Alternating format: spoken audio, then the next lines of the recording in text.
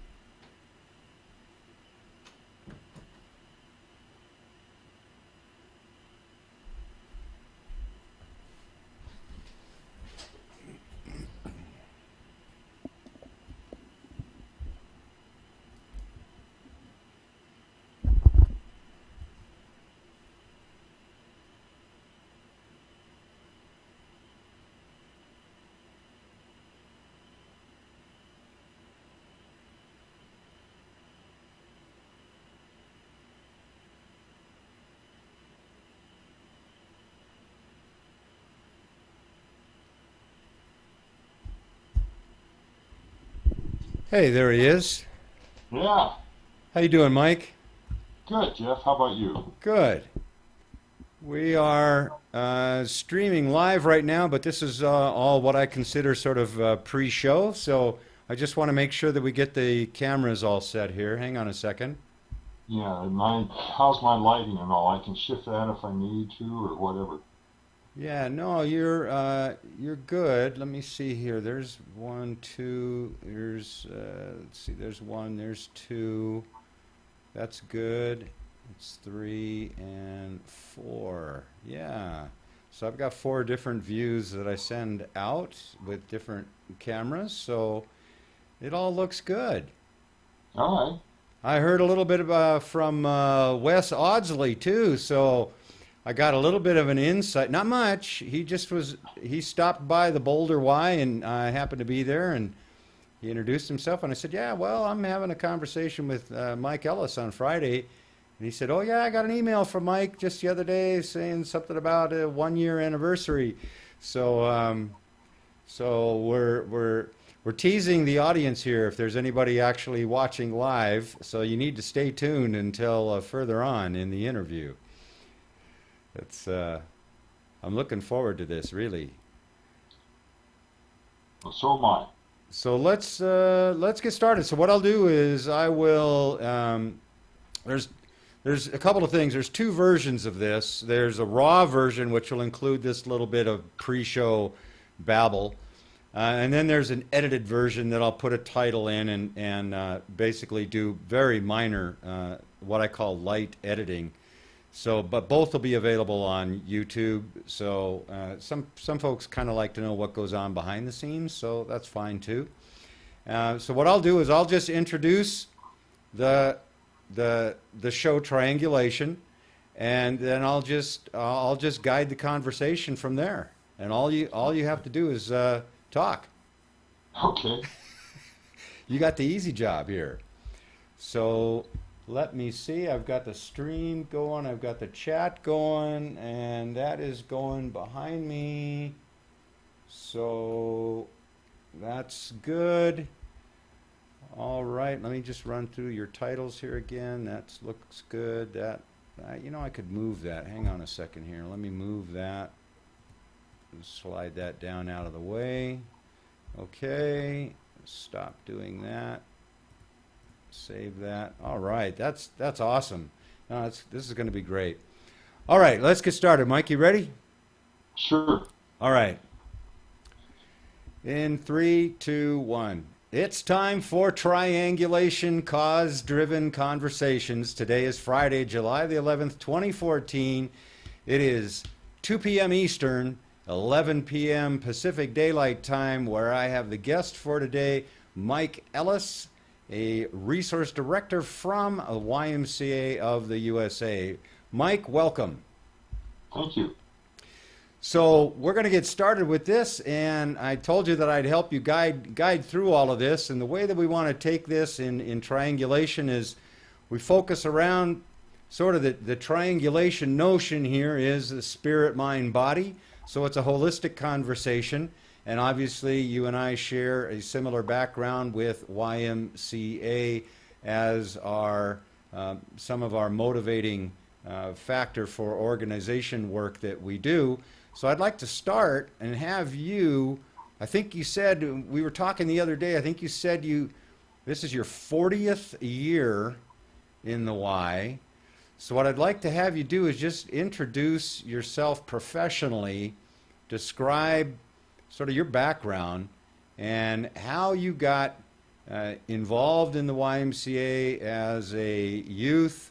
And think of this if you're speaking to sort of 18-year-old, maybe high school students, and why would they, you didn't just drop into the organization at the top end like you are now. You worked your way up, but why did you choose the Y way back when?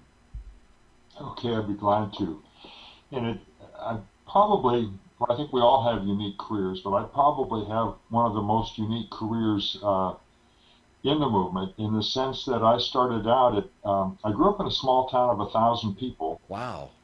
In Southwest Washington, and there was only, there was no contact with the YMCA when I was growing up. I think I may have heard a Learn to Swim campaign from the Portland YMCA, now they're called the YMCA of Columbia Willamette, at one time running across the TV screen, but I had no idea anything about a YMCA.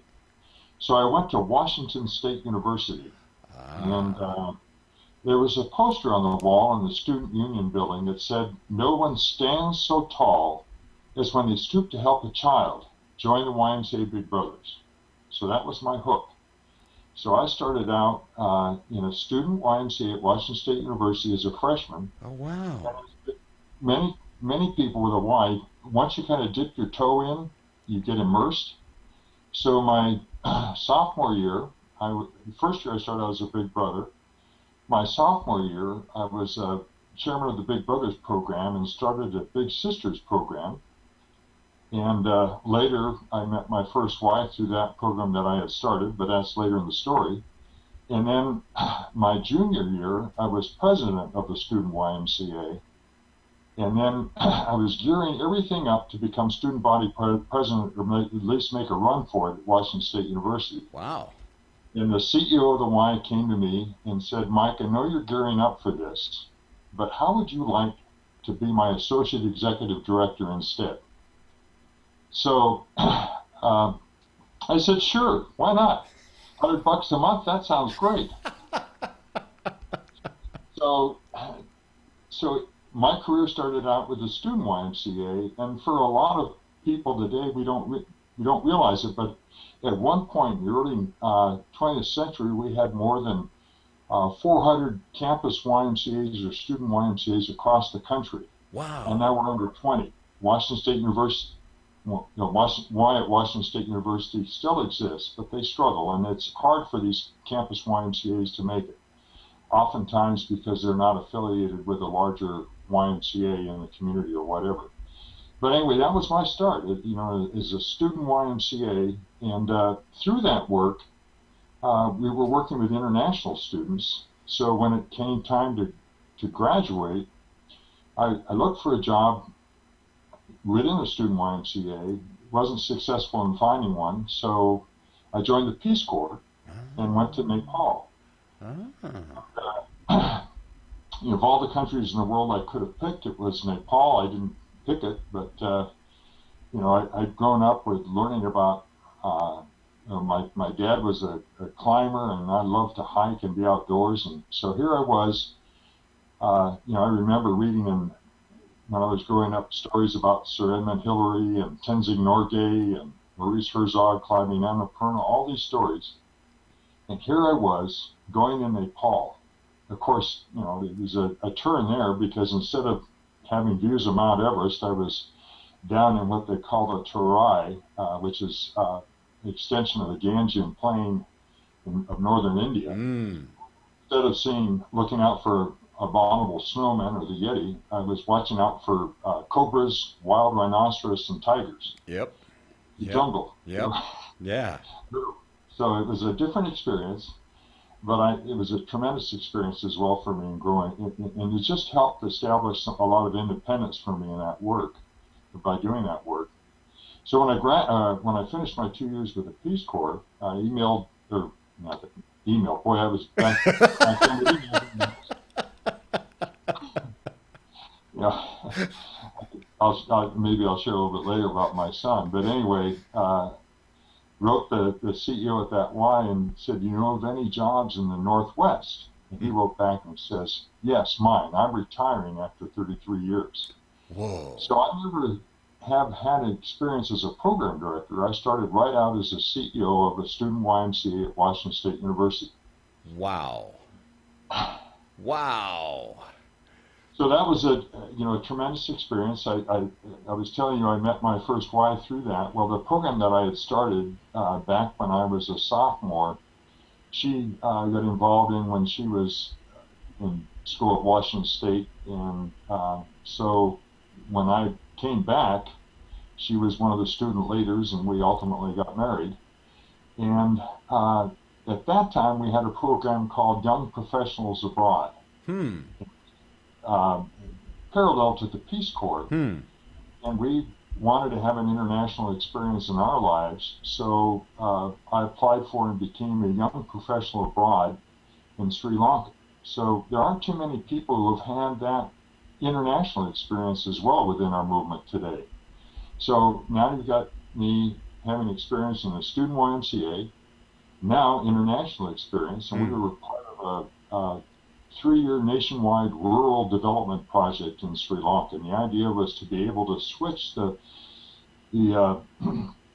operating model, if you will, of the Sri Lankan YMCA, which was at that time, initially they were working primarily with youth and youth programming, and, youth leader clubs, things like that, but not having much to do with community development or rural development. And when we came there, and I don't, this isn't all on me. We were part of a team of Sri Lankans, but there were 21 YMCAs, 19 of which were active, and 2 YMCA rural development projects. And when we left after 2 years, there were 26 YMCAs, 58 projects touching 15,000 people directly. Whoa! And, so this was a lot of capacity building, and again, we were part of the team to make all that happen, and a very rewarding experience doing that kind of work. And I think the real truth or proof of that came through when a tremendous cyclone hit the island while we were still there, and 4 of the YMCAs reached out into some of the communities that were severely affected, some of the villages, and were there responding and providing not just short-term relief, but long-term support and care for those people. So, that was just a tremendous experience. So then when I came back, I got involved in the YMCA work in what we typically think of community YMCAs. And I worked with the YMCA in Berkeley, Albany, California as a branch director, then up in Olympia, Washington, and then spent 16 years on the Oregon coast in a little community called Tillamook, where they make the cheese. Sure, yeah. Yeah, and I enjoyed that. I remember one of the goals that we did a strategic planning process at the time, and the goal was for the Y to become the hub of the community. And I think after 16 years, we were pretty close to that. Wow. It was a tremendous experience. And then I started my work with YUSA. So now you've got, so my career, you've had student YMCA work overseas, community YMCA work, and now one of the blessings I have or opportunities is in my work as a resource director is to work with the YMCA's, the Armed Services YMCAs. And we don't think about that either. These are YMCAs that are charged with serving our troops and their families. And so what I like to tell young staff members, well, and board members and all, is that um, I talk about the YMCA of in the Armed Services Y in Alaska. Hmm. And they have what's called the Operation Snack Attack. And so when our troops are deployed, and they're not deployed at 2 p.m., it's like 2 or 3 a.m., Hmm. a group of Y volunteers who gets together and assembles boxes of crackers and peanuts and cheese and things like that. And the last face that those troops see as they board that plane is a Y volunteer handing them a box of snacks. Wow. And guess who the first face they see when they come back? A Y volunteer handing them a box of snacks. And we're all part of this worldwide movement, whether we're in Portland, Oregon, or Boulder, Colorado, or Mumbai, India, wherever we are, and we're having that impact. And I think that's such a great part of being part of the YMCA. So, like I said, my career, I even operated some week-long summer camps when I was with the student YMCA. So, I've had camping, I've had international work, I've had student YMCA work, community YMCA work, and now I work with armed services. So when you were starting this, when you were at Washington State University, did you anticipate this as a future?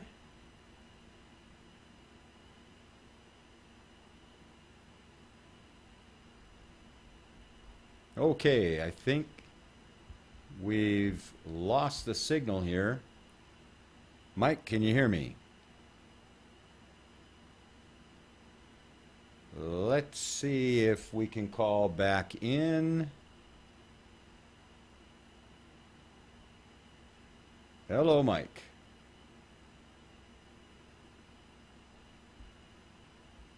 I can't. Looks like we've lost our connection here. Hopefully you can connect back in, Mike. Well, there's always something with live, folks. This is part of what live is all about. And let's see here if Mike gets his signal back. If we can be reconnected back here in real time. We'll just stay tuned. Don't go away. This is some great information here about the diversity of opportunity that lies in the YMCA, and I want Mike to be able to be back on live so that we can hear that. So just sit tight with us here while we get our connections back. Hopefully, Mike will be able to dial back in here shortly. Let me just recap a few of those things while we wait for that to happen. So Mike's career started almost sort of by chance at the student YMCA, and hopefully he'll join back in here now. I see that he's officially dropped. And started with a Big Brothers program, not the typical Big Brothers program that you hear about, but the Big Brothers with the YMCA. Then he started a Big Sisters thing. So that I would have to say that would indicate, at least that would signify to me, that there's a leadership capability there early on. And he brought that out. Although you'll notice that when he said he grew up in a town of 1,000 people, that he had no younger exposure to the YMCA. So his exposure and his whole career basically came from after he graduated from high school. Whereas most of us think about YMCA work as happening at the beginning. You're exposed to the Y when you're just a little tyke. Not so here with Mike. And then let me just take a look here again. He did a stint with the Peace Corps, took a little break, it sounds like, but yet that led to his Young Professionals Abroad connection in Sri Lanka, working with YMCAs there, leading to what I would say would be some more traditional placements upon return to the Berkeley Albany YMCA in California, then the Olympia YMCA, and then Tillamook. Oregon. So we'll see here if Mike's going to join us back, but I want to call your attention to just the diversity and the fact that you can do so much in the Y. This is not, you're bound by virtually nothing, and you're able to do this as you wish, as your imagination is really the limits here. So we're going to pause here for a moment, and let's see if we can get Mike back.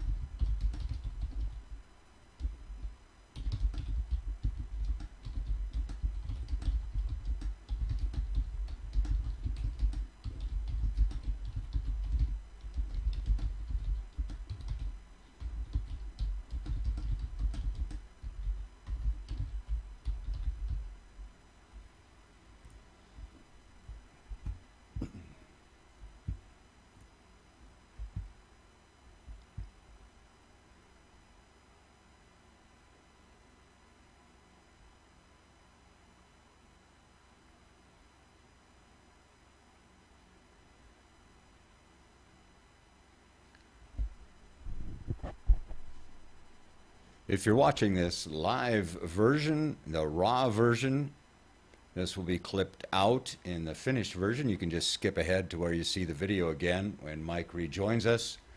This is a cause-driven conversation with Mike Ellis from YMCA of the USA. This is Triangulation episode number 6 on July 11th, 2014. So we're just waiting for Mike to reconnect and be patient along with us. We appreciate that.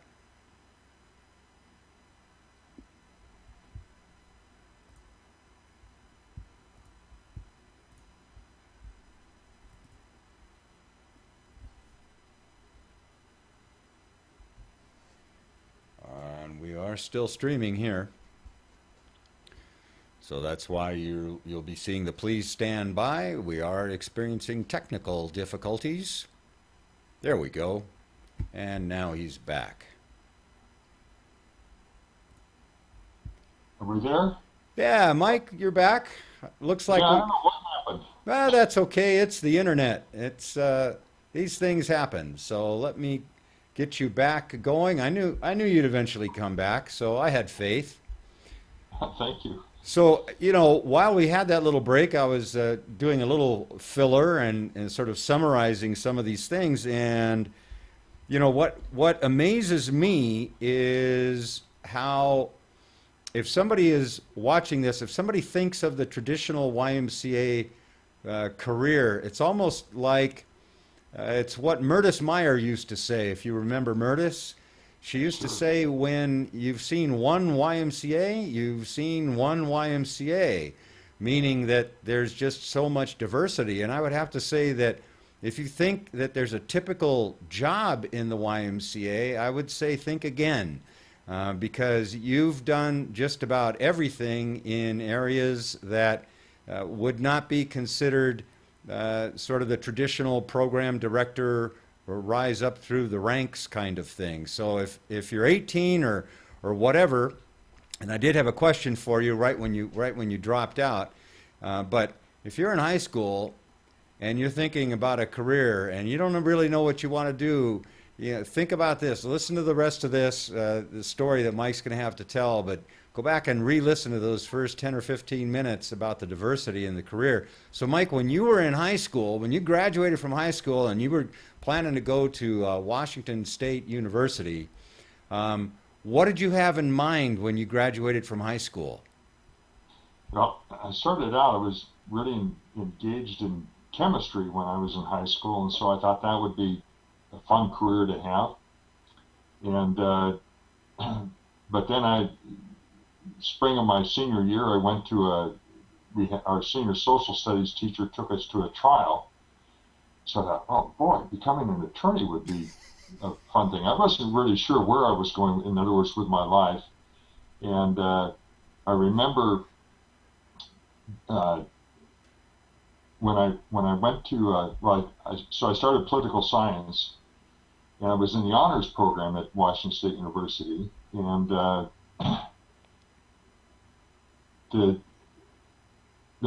courses that I was having the most trouble with were political science. I remember having taken constitutional law and having a heck of a time trying to stay awake reading law books.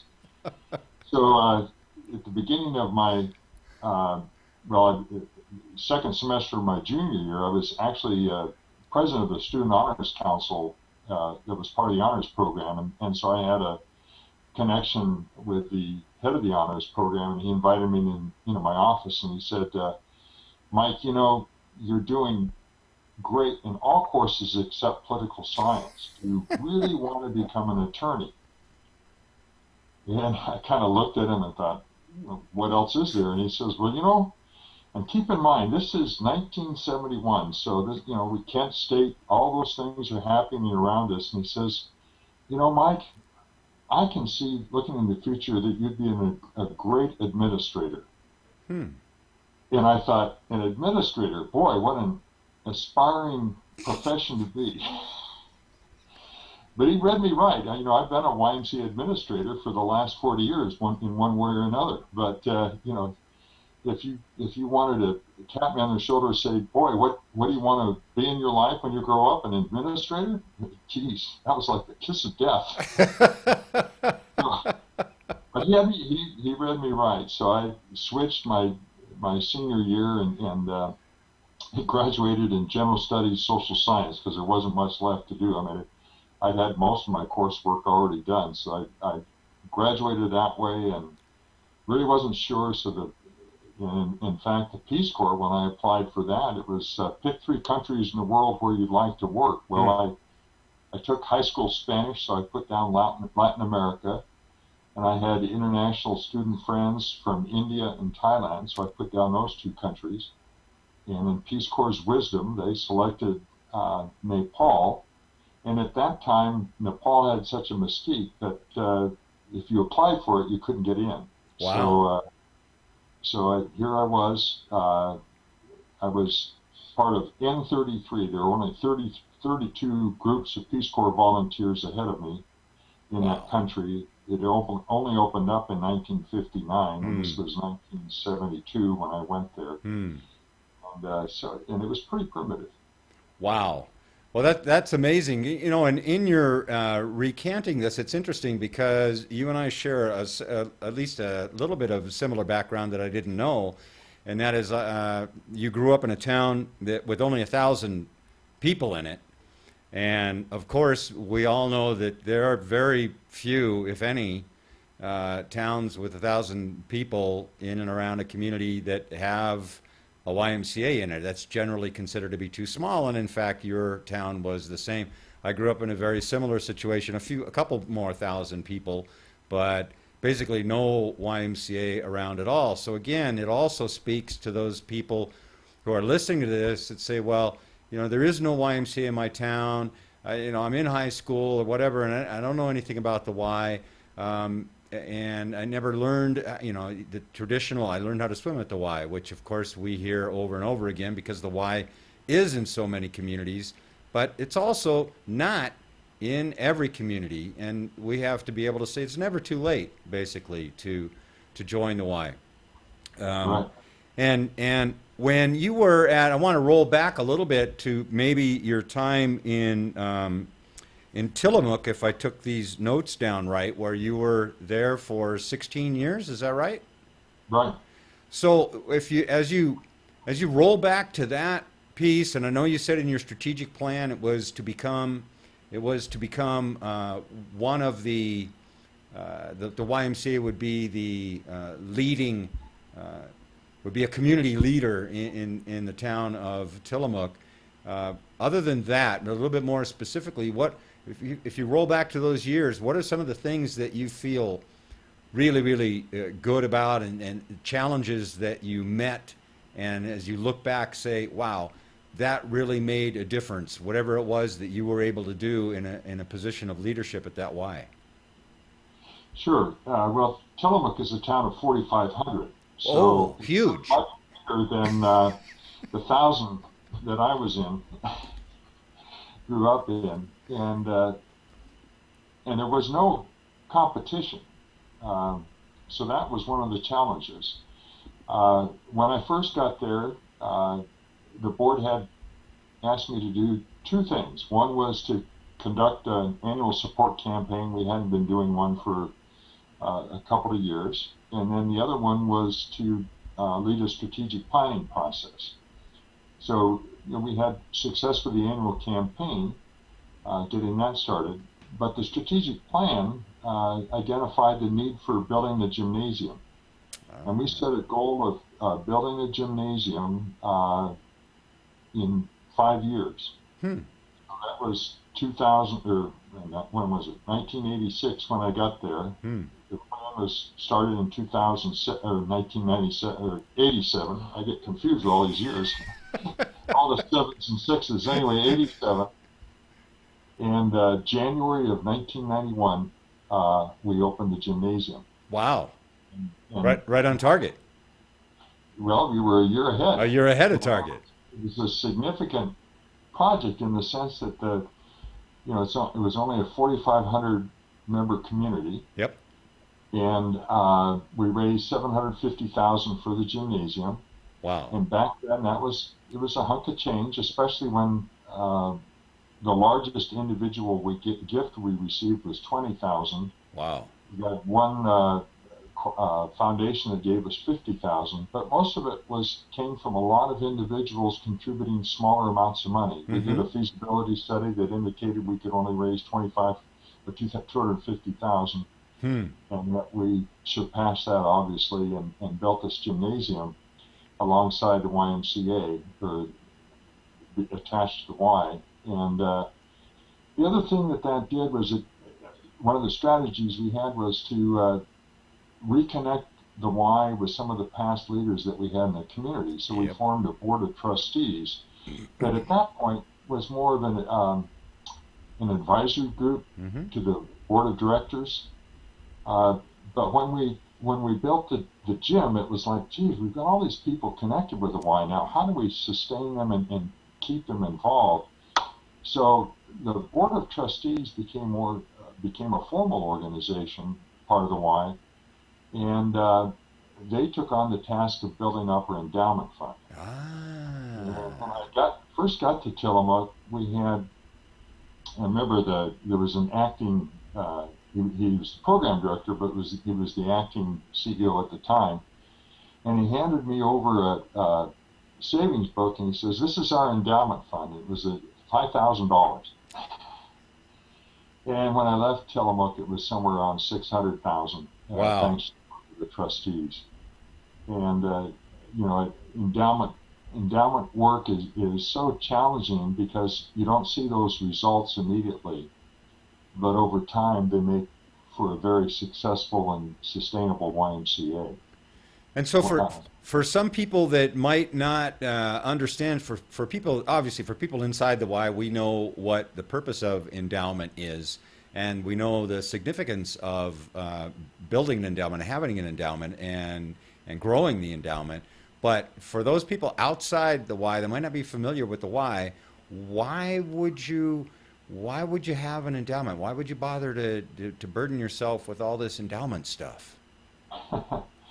Well, it provides long-term sustainability of the Y, because the idea is that you don't touch the principal, but are able to use the interest to support Y operations. And what I shared with the trustees and they shared with their friends is, look, we've made this huge investment in the YMCA right now in Tillamook.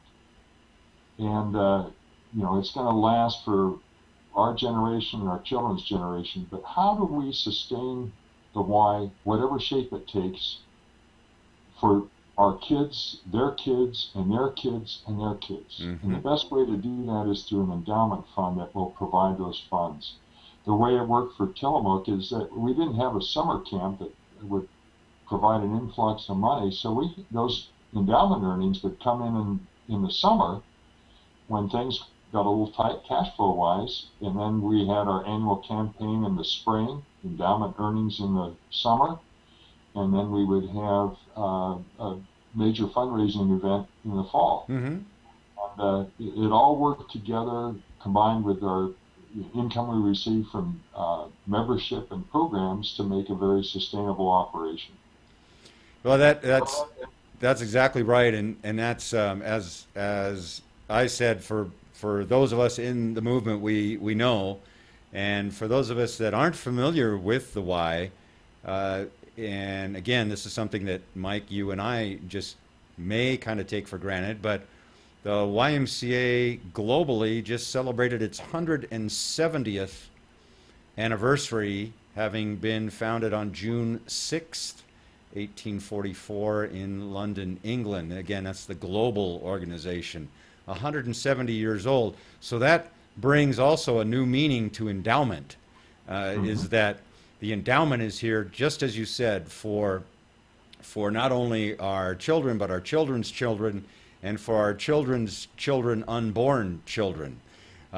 So it's thinking way, way ahead, because we've got some of the deepest roots around organizationally on the planet. I have to believe there aren't, other than maybe the formal churches, there aren't a whole lot of organizations that are a lot older than the Y. And so as stewards of the past, we also become sort of stewards, de facto stewards of the future of the Y, and that's huge. Growing that endowment from 5,000, which in when you got there in '86, so in '86, $5,000 was certainly worth a lot more than it was, but irrespective, 600,000 is certainly a significant amount, and be able to spin the earnings off of that into, whether it may be for direct operational support or for financial assistance, so that we basically don't turn anybody away at the Y. That's another thing. So tell me a little bit about the work that you're doing with the armed services. I know you touched on that, and I've been exposed to I think it was the previous national executive director for the armed services. I believe, if I understand correctly, they have a new person there now.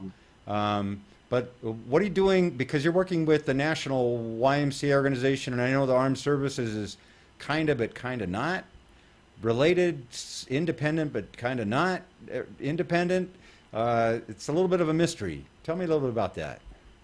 Well, mine is more of a support role, and the way the Armed Services Y is set up is that they have a national headquarters, and then they have branches on different bases or near different bases across the country.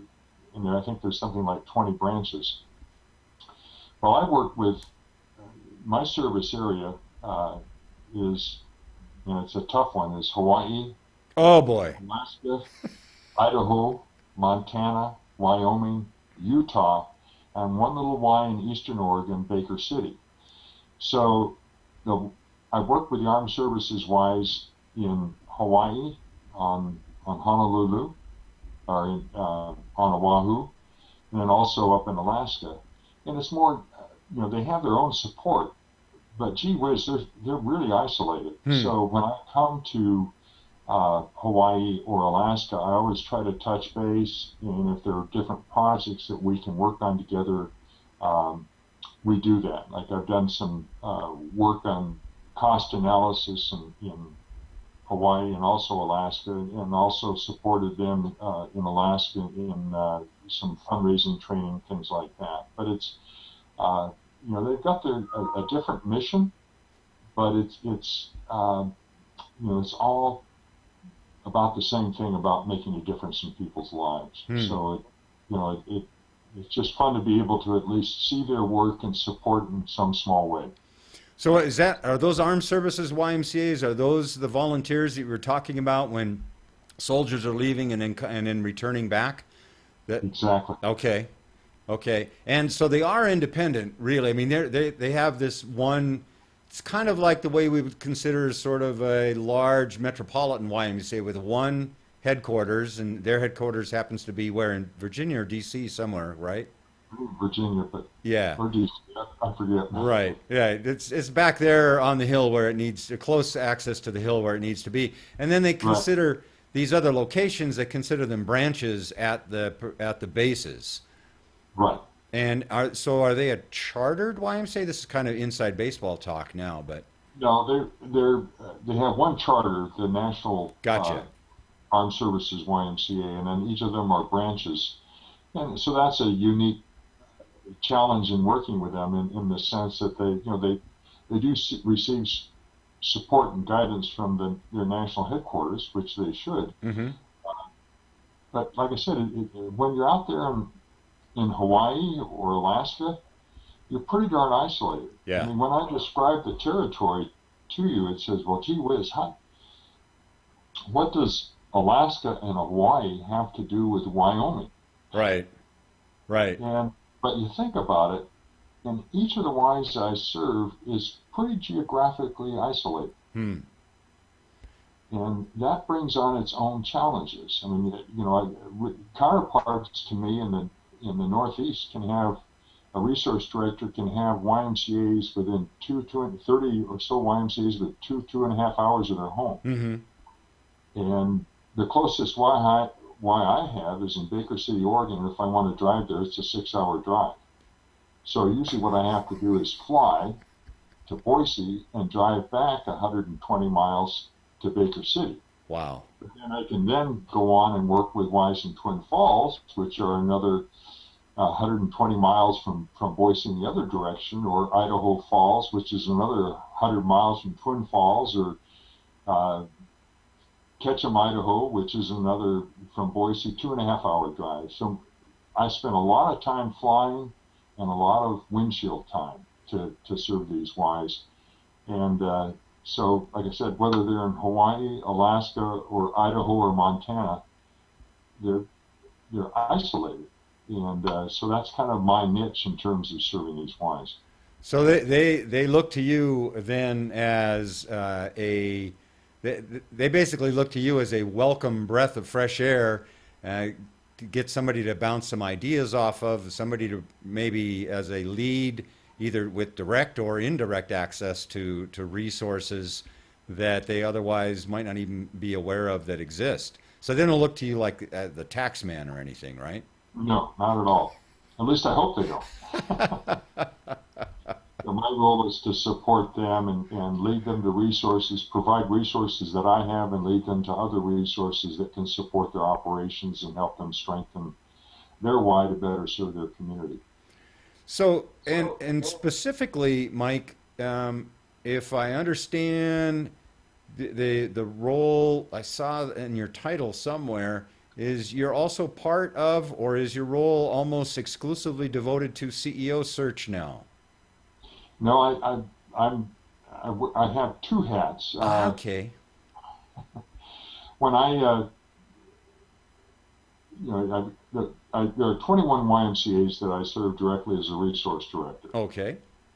But I'm nearing the end of my career, and I wanted a little bit more challenge. I was finding that sometimes I want to say there was a lack of work, but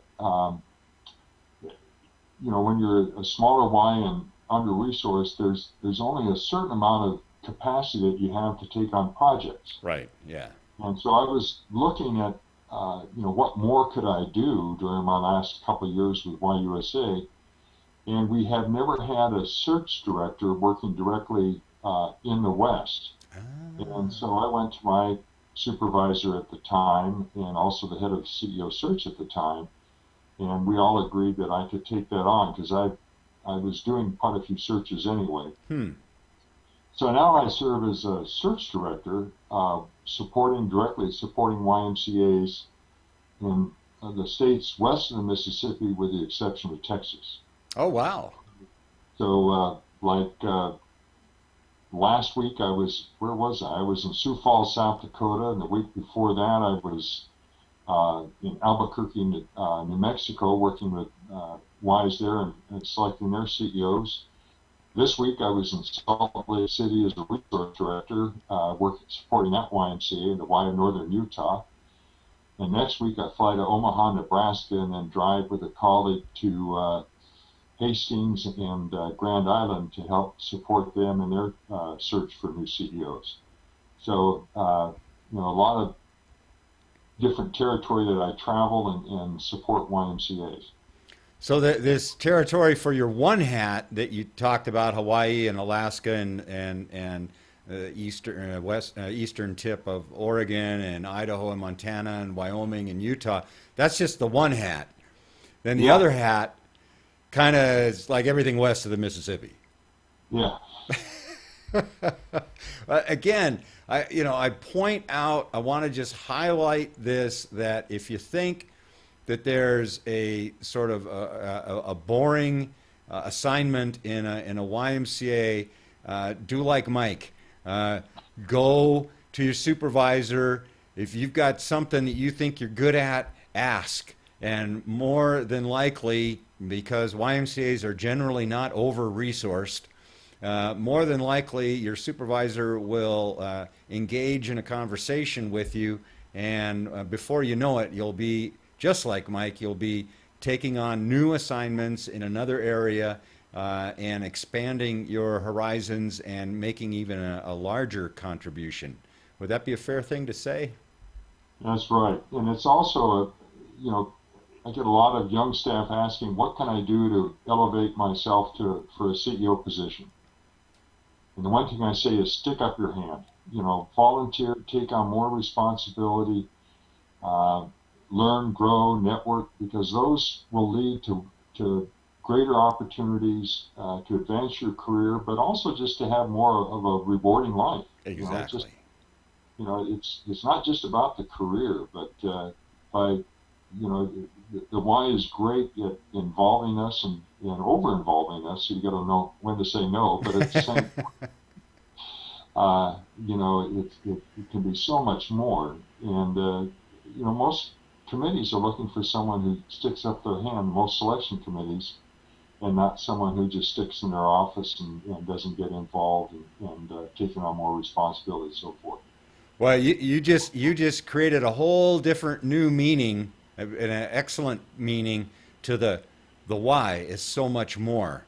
I mean, that came out in the last General Assembly, but you just added a whole new dimension to that, which it was never intended to. But I believe that that's fully engaged, and that is the why is so much more. Also, from a staff perspective, and I would also say from a volunteer perspective, raise your hand, as Mike says, and you'll get tagged, but it will be so much more rewarding for you personally if you do that. So I don't think you did that on purpose, but I caught that when you said so much more, and I said, wait a minute, that's the tagline. And from a volunteer and staff perspective, it's the same thing, right? Right. Absolutely. I mean, that's how I started with the Y as a volunteer, just sticking up my hand. No one stands so tall as when they stoop to help a child. Join the YMCA Big Brothers. Well, I stuck up my hand and said yes. And how many volunteers do they start out as a basketball coach or helping out on a swim team or whatever, and then they get asked to be on a branch board or a corporate board, and they find more meaning there, and some go on to become on even regional and even on our national board. So it's sticking up that hand is the best way I know of to get further involved in a wonderful movement. Yeah, that is awesome. So we've come to what I know is going to be the favorite part here of this, and that is where I want to shift now. We could go on and on and on. I know that because there's a lot of lessons to learn here still. But I want to shift back to uh, and sort of bring this in and give you plenty of time to close out. We've got as much time as you want, so I'm not in any hurry here at all. But I want to focus on something I know that it was a special event that happened and a special celebration here at the beginning of this week. I know for you personally, and then anything else that you might want to share and talk about from your perspective. Okay, well, I can do that, or we also talked about the middle part of an Oreo cookie. And You can do that too. okay, so whichever. But I guess a couple of things I'd like to say first, then I'll go on to my personal side of things. But kind of where I see all, what's this work all mean? Excellent. And the first thing, I talk about a movement, but two experiences I had, and I'm so excited about where we're moving, going ahead as a national movement, as a movement. Our new, I call them the strategic direction for our national movement, is in the area of delivering our cause. But I go back to, I had several mentors in my career, and one of them invited me to a dinner with a guy by the name of Tommy Thompson. This was back in like 1981, 82, somewhere in there. And Tommy Thompson was the head of the World Alliance of YMCA's refugee work. Mm-hmm. And at that time, in the late 70s, early 80s, the YMCA around the world was working with refugees in Indochina, Africa, the Middle East. Those were the prime areas. And we still are working with refugees in those areas. And Thompson had a meeting with Kurt Waldheim, who was Secretary General of the UN at that time. And Waldheim shared with Thompson, he says, the strength of the YMCA is that you're in 120 plus countries around the world, and in all these different communities. And the greatest weakness of the YMCA is that you're in 120 plus countries around the world in all these communities. So how do you get the Y to act as a movement? And that's where I think we're finally headed as a YUSA, not YUSA, a YMCA movement in the U.S. That we're finally establishing a strategic direction around the three areas of focus of youth development, healthy living, and social responsibility. And maybe we can really make a difference as a movement, and colored differently by each community and how we approach that. Mm-hmm. But really make a difference in our society. And that, doggone it, that's exciting. That's exciting for me. That gets me up in the morning, and I think about that, and I think about where we could go as a movement. So, people who are in their mid-career or just starting out, this is a wonderful opportunity, a wonderful time. Because we're finally beginning all the work that we've done and rebranding our movement and recertification, all those things to strengthen who we are as a movement. All the work we've done in strengthening YUSA and strengthening YMCAs, it's all aimed at hopefully getting us to act more in tune together to really deliver on our cause. And that's exciting.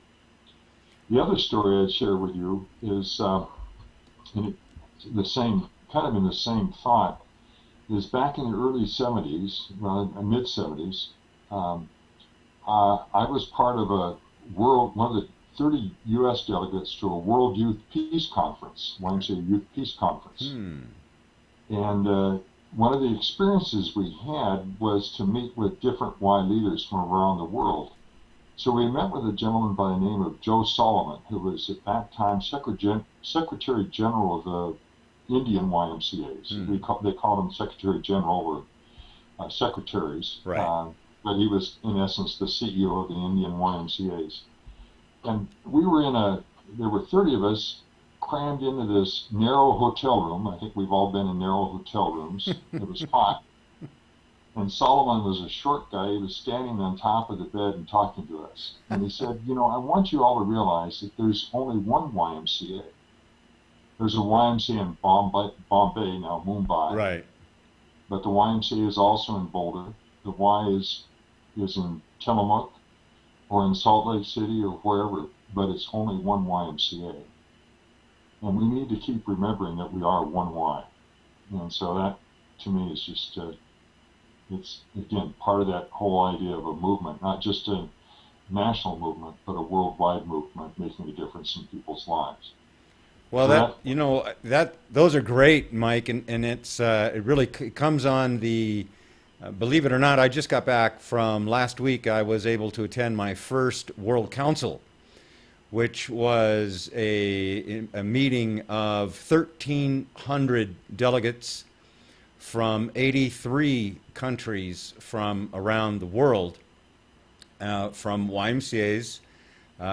So you met the Mr. Solomon as the General Secretary of India at that time, back in the late 70s, early 80s. I met Mani Kumar, who is the General Secretary of India today. And so, folks, this is, whether it's in the 70s and 80s or whether it's in 2014 or 2034, this is still going to be happening. And one of the themes there, Mike, you'll be glad to know, and just reinforces exactly what you're saying, is that the whole theme of the YMCA 2014 World Council in Estes Park, which of course was just right up the road from me, so it was just a car trip, but was empowering young people.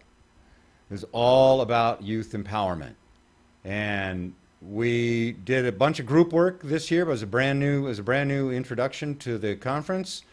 But one of the things that we did in our group is we produced a video, again, that reaffirms exactly what you just got through saying.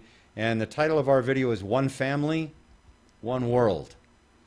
And that's exactly what this all is. And it didn't matter. We actually did a bit, a young professional in the Seattle, Washington Y, put this whole video together overnight on her iPad, believe it or not, and it's just talent oozing all over the place. So just loaded with talent. And one of the things that she said we ought to do was each of us ought to say one family, one world in our own language. So our group said it in English, of course, Spanish, of course, German, maybe not of course, but German, Dutch, Zulu, native, what was it, Wolof, I think, from Senegal, is one of the native languages in Senegal, French, Cantonese, because we had one person from Macau, YMCA, and the one person from the Hong Kong Chinese YMCA in Hong Kong. So again, to just underscore exactly what you just got through saying, how critical it is, there's only one Y. There really is only one Y. And it's one family and one world. So I just wanted to kind of give you a contemporary snapshot of exactly what you got through saying. It's so important, and it's so important that the YMCA of the USA be part of that. Even though we're so big, we can tend to sort of stand out on our own. And there is no such thing in the YMCA as standing out on your own. You're a part of the family or you are not. It's quite simple. So I do believe that we are going in that right direction. It's nice to hear you say that as well. and then I appreciate that.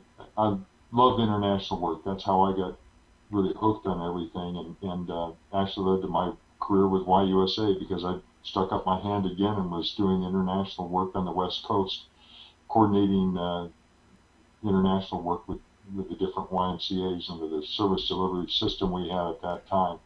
But anyway, I wanted to get back to how I view my work, and that I think of it as little wins. I Hmm. mean, we've got tremendous assets around our country. We've got buildings and pools and programs, and camps, and all that. But to me, all they are is tools. Mm-hmm. They're tools we use to help people have little wins. Whether it's a kid swimming across a pool for the first time, shooting a basket, walking a balance beam, an adult developing a healthy lifestyle by working out on a treadmill and finding friendship there. Whatever it is, those are little wins. And I gotta believe it's what's always fueled my career, is that the more wins, little wins that people have, the better chance they have to succeed. So where I am today in my career is all about supporting YMCA's. I get further and further away in my career from those kids in those pools and Mm. stuff and whatnot. But it's making sure those YMCA's are there in those communities to help people have those little wins. It's still right back to that individual and that little win. So whether it's in Alaska with that, having a little win with that person boarding that plane for in deployment, or whether it's in Salt Lake City where I was just this week with looking at kids at their Camp Roger and having their experience in the outdoors. They're all little wins, and it's just it's great to be a part of that and to see that continue. Absolutely. Um, what was that? Operation Snack Attack? Is that what you called that? Yeah, Operation Snack Attack. You're absolutely right, Mike. And that's such a healthy way to look at the material things that we have. That sometimes the emphasis can be put on the wrong syllable in terms of what those things are. But I think you've said it beautifully. They're simply tools. And those tools need to be put in the hands of the stewards, good stewards, that make sure that those tools are best used to create those little wins. And it's the ability. It's not just a little win once a year. It could be a little win once an hour, once a day. Oh yeah, It's happening all the time, if it's done correctly. exactly. Yeah. So what else? You've got the floor, my friend. Well, we've alluded to my 1 year anniversary, and so this is kind of my story. Okay. I enjoy, I travel so much. So one of the things I Uh, enjoy in my life for exercise is riding my bicycle when I'm home. mm, And I used to, one summer, 2012, we had a thing going on in YUSA where we tracked our miles. ah, And so from Memorial Day to Labor Day. And that year, and keep in mind, I'm traveling, you know, often 3 or 4 days a week, so I'm mm-hmm, not riding all the time. But I mm-hmm. put 1,564 miles on my bike Wow. during that period. And, so what I would often do is, on the weekends, I live outside of Portland, Oregon, and there's a bike trail Yeah. that runs from downtown Portland out to a little town called Boring, Oregon. Boring It's, Oregon. it's on the road to Damascus. How about that? But anyway, it's a paved bike trail that runs beside a creek, Johnson Creek, for much of the way, and it's an old trolley car line, Ah. but it's all paved and everything. Well, anyway, so July 6, 2013, jumped on my bike and was going to ride down to Portland and back. It's about a 30-mile ride, Wow.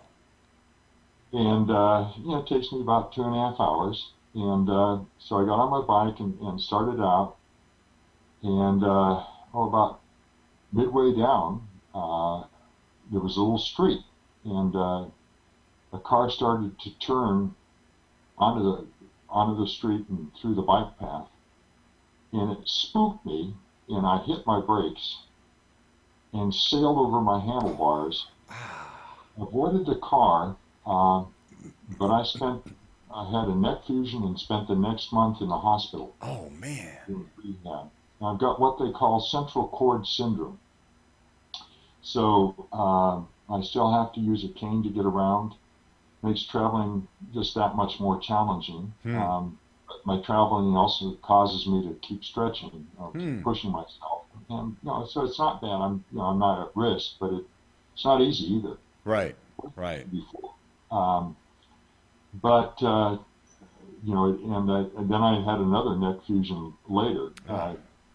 Kind of the quick story on this was I had some neck problems before, went to see a neurologist, and he said, well, I think you had neurosurgeon says, I think you need to have a fusion. I said, I don't want a fusion, so I did lots of exercising, strengthening my neck, doing everything I could, went back to see him July 3rd. Oh. And he said, well, I think we can avoid the fusion for now. But for gosh sakes, don't fall off your bike because you could end up as a quadriplegic. Oh no. 3 days later, I had this happen, and you can imagine the call from the EMT to my wife, and her first words is, "Can he move?" Hmm. His response was, "Not at this time, ma'am." Wow. So, Wow. I wasn't able to move my arms or legs, Ah. and I'm in pain 100% of the time. It's getting better. I'm seeing an acupuncturist and a massage therapist. I do physical therapy and occupational therapy every day. Hmm. Hmm. So what this 1 year anniversary was, getting back to that, was I didn't want to give up riding that ride. It's too much fun. So on Craigslist, I got a recumbent trike, and it's called a tadpole trike. So the pedals are out in front of me, and I've got two wheels beside me, one in back. And actually, on July 4th, I did it for the first time. I've been riding regularly, but I rode out to Boyne and back, which was 18 and a half miles round Wow. trip. Wow. And climbing a pretty good hill at the end of that, the last 2.5 miles of that way out. And so by July 6th, I put in my third 18 and a half mile day riding my trike. Wow. And later today, I'll be out riding my trike again. And so it keeps me motivated, just clears my mind, love it, have fun with it. And so that's my little win. Wow. Yeah. Well, that's it. It sounds like there's I don't know. That's an amazing story. I don't know what to even to say to that. So, and yet your travel schedule, you say, is more difficult, but you don't look at it as you really don't consider it to be untenable, and you just work that much harder at it. It sounds like. Exactly. And of course, you're also doing smart things with the therapy and acupuncture and following orders and staying as in shape as you possibly can be. But that's a pretty miraculous recovery from a situation that you already were at risk before the accident to having exactly what your doctor had said, like, don't ever do this kind of thing. And yet you're walking around, albeit with assistance, with the cane assistance today, but you're walking around and biking and you're not letting it get you down. Yeah. That's an awesome story, and I got to believe that you've paid a lot of it forward over the last 40 years, so that you've experienced some of that now coming back to you. That's that kind of, it's call it whatever you want to, karma coming back around, but you certainly have done a lot of good things to others, and now some goodness is coming back your way, albeit in an extreme sort of difficult situation. But I suppose you consider yourself lucky to even be walking. Exactly.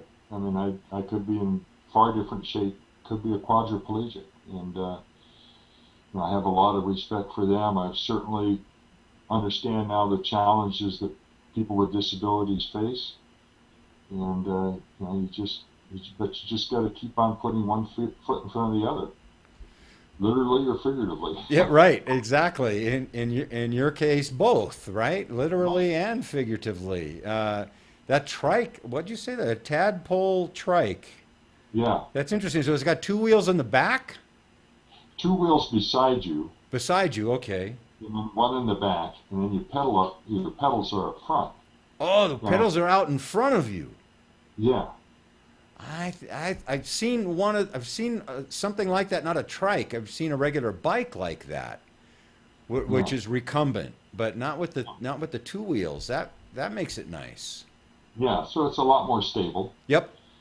I found out you can still fall off it. I Oh. did that. Off the pedals, and of course they went right down, and I stopped and I sailed over again. But I had my helmet on, and luckily I had that second neck fusion. I've got two 10-inch rods running down my neck, down my spine to stabilize my neck. So turning is a challenge, but I picked a Hispanic gentleman stopped by and he says, "Problema?" I said, "Sí, problema," because I couldn't get myself up. I was all tangled up, so he helped me get up and learn the lesson that you don't reach for your water bottle until you've stopped. There you I go. pay attention to everything, but it's okay. Keep on going. Right, exactly. So, what would you have? I know you've mentioned it a couple of times. There are a variety of things that people will, especially young people, will get from this. But if it's considering our break time there, we've approached probably about an hour of airtime. And if you were going to leave some message for young people, again in particular, uh, what would, with regards to career advice and life advice, and like I said, you've given a couple of clues already throughout that, but in kind of wrap up, what kind of advice would you leave for them? I think the first thing is find something that you're passionate about and make that your career. Amen. I'm passionate about that with a Y. And then don't be afraid to go the extra mile. Hmm. It's not. It's more than a job. It's an opportunity. And again, if you're passionate about it and take that opportunity and can extend yourself, it comes back to reward you. And if maybe it's not in that particular position, Mm-hmm. but it will open up more doors for other positions. So you don't know where they're going to lead, but you can always blame someone else or it's this issue or that. But ultimately, it's what you do with it that counts. I mean, when I had my bike accident, I could have just ended up saying, well, that's it. I'm going to retire and that's going to be it. Mm-hmm. But it's more about what you make of your life, and it's all your attitude about when you're facing those challenges. It's what you do with it. It's not, life happens to us. It's what we choose to do with it that really counts. Absolutely, absolutely. Well, Mike, that is great. We're going to end on that note because I don't think we can top that. So I want to thank everybody for watching this. If you are watching live, thank you a lot. If you're watching this time shifted on YouTube or downloaded from iTunes, also thank you for that. And this is Triangulation. It's in theory. It's every Friday at 2 p.m. Eastern, 1900 GMT. But right now it's kind of when scheduled. And again, we try to keep it for Fridays, but just stay posted. You can go to yamplify.tv and look for the schedule there. And stay tuned. We've got a lot more great folks. I'm not sure if you've heard one of these cause-driven conversations, that's it. You've only heard one of these because Mike has brought something to this conversation that none of the other prior guests have brought, and vice versa as well. So each one of these celebrates life with one or two or multiple guests. So we encourage you to stay tuned. So thank you again. Mike, I want to thank you especially for your time and carving out your time because you could be triking right now. You're right. And I will be later. All right, that's excellent. Thanks again. And I'm going to close the video right now. So we're going to stop streaming.